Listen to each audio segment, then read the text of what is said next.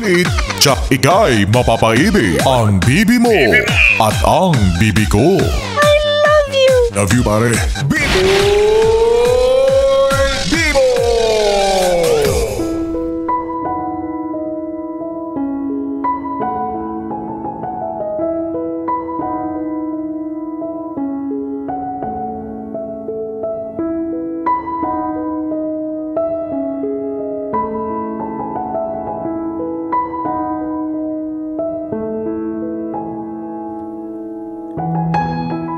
Bibi, naranasan mo na ba ang umibig sa isang taong walang kasiguraduhan sa nararamdaman niya para sa'yo?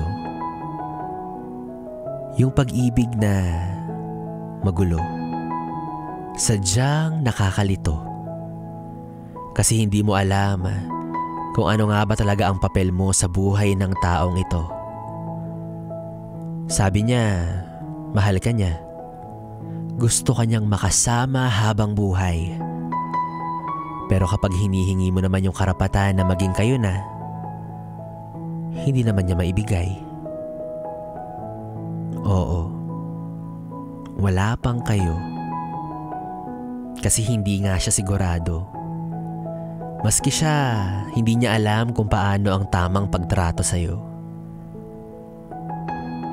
May mga araw na tila ba ramdam mong mahal na mahal ka niya. At may mga gabi na bigla na lang siyang mawawala ng pake. Minsan suwak, madalas palpak. Kaya napapatanong ka na, ano ba talaga? Bibi, hanggang saan ka nga ba kayang dalhin ng pagpapaikot niya? Tanungin mo yung sarili mo. Karapat dapat pa nga ba siya? Iwan mo na kaya? Sige, matinong usapan. Bukas, iiwan mo na yan. Pero heto na naman tayo. Pagdating ng kinabukasan, ayan na naman siya. Bibong-bibo sa pagpapakitang gilas na para bang mahal na mahal ka talaga. Hindi kaya natutuwa lang siya sa iyong presensya? Kasi kung ganun, sana maintindihan niya na ang salitang mahal at gusto ay magkaibang magkaiba. Kaya tama na sa paligoy-ligoy kung wala namang balak ituloy. Tigil na sa pasikot-sikot na sakit lang sa ulo ang dulot.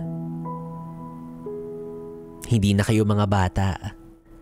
Huminto na kayo sa paghahabulan at paglalaro ng mataya-taya. Tapos luluha kapag nadapa.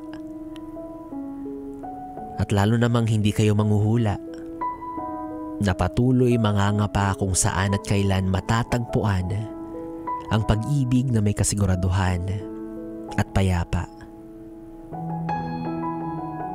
Simple lang.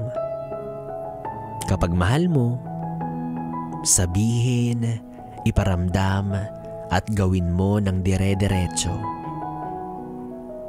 Magkaroon ka ng paninindigan. Kasi kung hindi, aagawin ko yan. Rar. Nanulot pa si B-Boy. Oy, bad yun. And not my type. Hindi ko gawain. Excuse me. Sa'yo na yan. Well, anyways, yes, friend kong Bibi. Ako pa rin ang iyong kapiling DJ B-Boy Bibo para sa ating tuloy-tuloy na BB Time. Dito pa rin at dito ka lang sa istasyong No Problem. Ang 101.1 Yes FM.